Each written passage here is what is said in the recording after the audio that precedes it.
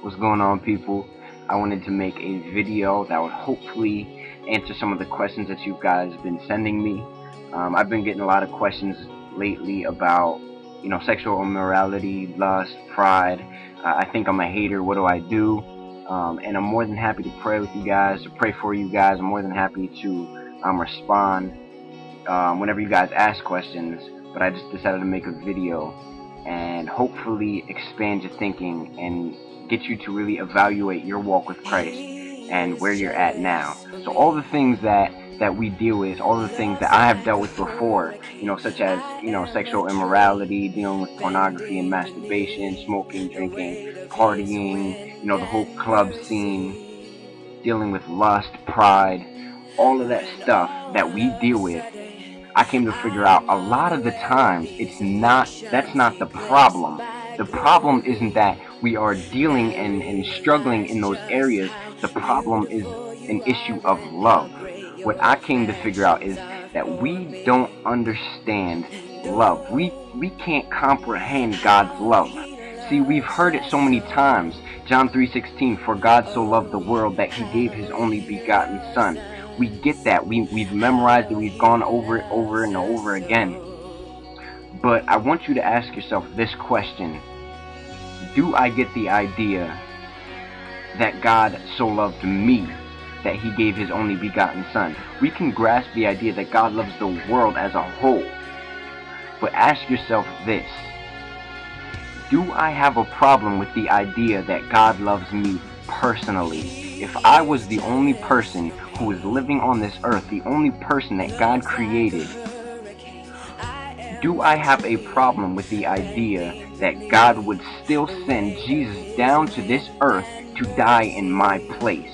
See, we're so insecure that we don't think that God could love us personally, that God could want to spend all of eternity with us. And because of this, it's so much easier to choose to choose sin over God.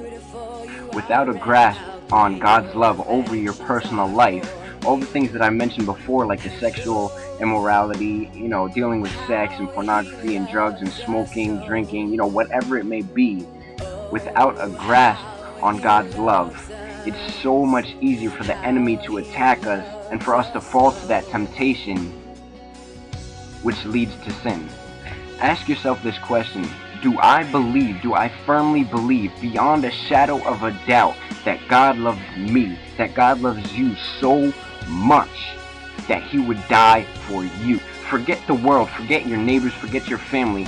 You personally, me, does God love me that much? And if there's any doubt in our mind, then it's an issue of the heart and an issue of the mind that we have to ask God to renew in us and to show us.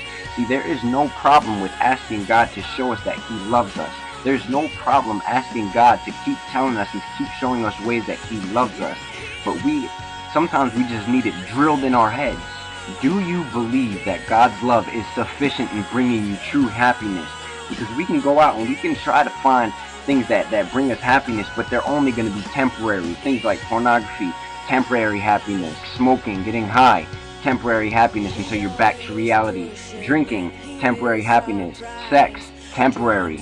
Partying, temporary. All of these things are temporary fixes for eternal peace and happiness and joy. Do you have an insecure spirit? Do you have a doubtful spirit? Is there an ounce of questioning within your mind that God loves you personally? For God so loved me that he gave his only begotten son to save me from myself. God bless.